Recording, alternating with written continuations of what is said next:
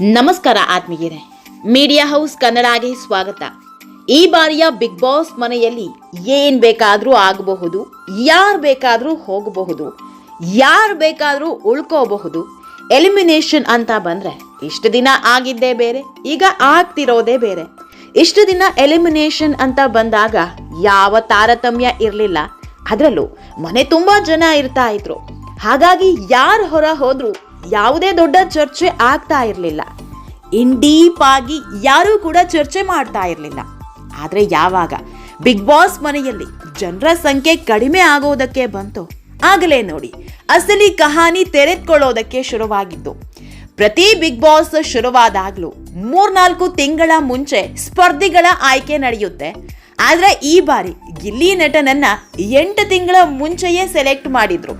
ಇದನ್ನ ಸ್ವತಃ ಕಿಚ್ಚ ಸುದೀಪ್ ಅವರೇ ಹೇಳಿದ್ದು. ಹೀಗೆ ಬಿಗ್ ಬಾಸ್ ಸ್ಪರ್ಧಿಗಳನ್ನ ಆಯ್ಕೆ ಮಾಡುವಾಗ್ಲೂ ಒಂದಿಷ್ಟು ಮಾನದಂಡಗಳನ್ನ ಬಳಸ್ತಾರೆ. ಬರೀ ನೇಮು ಫೇಮು ಇದ್ರೆ ಸಾಲಲ್ಲ, ವೈರಲ್ ಸ್ಟಾರ್ ಅನ್ನೋ ಕಾರಣಕ್ಕೆ ಆಯ್ಕೆಯನ್ನೂ ಮಾಡಲ್ಲ. ಬಿಗ್ ಬಾಸ್ ಮನೆಯಲ್ಲಿ ಈತ ಇದ್ರೆ ಕಿಕ್ ಕೊಡ್ತಾನೆ ಅಂತಷ್ಟೇ ಆಯ್ಕೆ ಮಾಡಿದ್ರೆ ಬಿಗ್ ಬಾಸ್ ಟೀಮ್ಗೆ ಮುಂದೆ ಹೊಡೆತ ಬೀಳೋದಕ್ಕೆ ಶುರುವಾಗುತ್ತೆ. TRP ವಿಷಯದಲ್ಲಿ ಫೇಲ್ ಆಗೋದಕ್ಕೆ ಶುರುವಾಗ್ತಾರೆ. ಹೀಗಾಗಿ ಪ್ರಾಂತ್ಯವಾರು ಅಭ್ಯರ್ಥಿಗಳನ್ನ ಸೆಲೆಕ್ಟ್ ಮಾಡ್ತಾರೆ. ಇದು ಕಳೆದ 3-4 ಸೀಸನ್ ಇಂದ ಶುರುವಾಗಿರೋದು.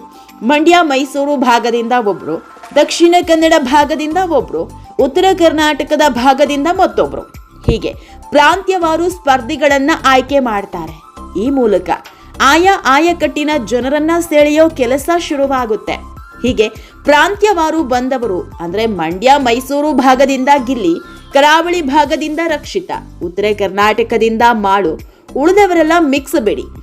ಈ ಮೂವರಿಗೆ ಟ್ಯಾಲೆಂಟ್ ಇದೆ ಅನ್ನೋದಕ್ಕಿಂತ ಅವರವರ ಭಾಗದಲ್ಲಿ ಒಳ್ಳೆ ಹೆಸರು ಮಾಡಿದ್ದಾರೆ.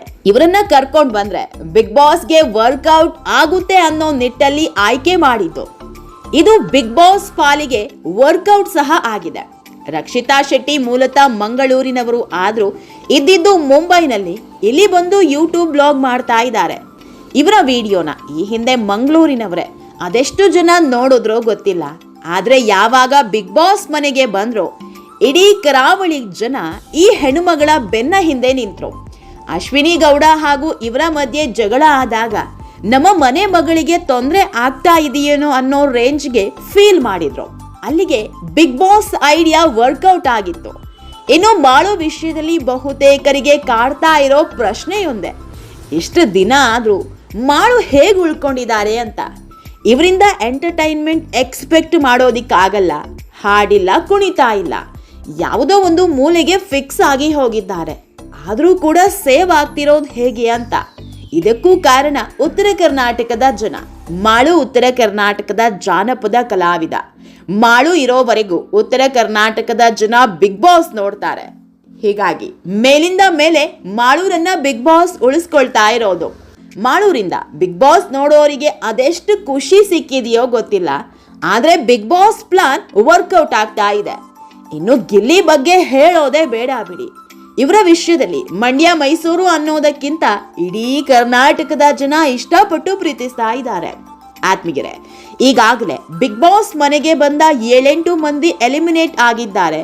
ಈ 7-8 ಮಂದಿ ಕೂಡ ಯಾವುದೇ ಪ್ರಾಂತ್ಯಕ್ಕೆ ಸೇರಿದವರಲ್ಲ. ಅಂದ್ರೆ ಉತ್ತರ ಕರ್ನಾಟಕ ಆಗ್ಲಿ, ದಕ್ಷಿಣ ಕನ್ನಡ ಆಗ್ಲಿ, ಕೊನೆಗೆ ಮಂಡ್ಯ ಭಾಗದವರು ಅಂತ ಗುರುತಿಸಿಕೊಂಡವರಲ್ಲ. ಬರೀ ಸಿನಿಮಾ ರಂಗದಲ್ಲಿ ಹೆಸರು ಮಾಡಿದವರು ಅಷ್ಟೇ.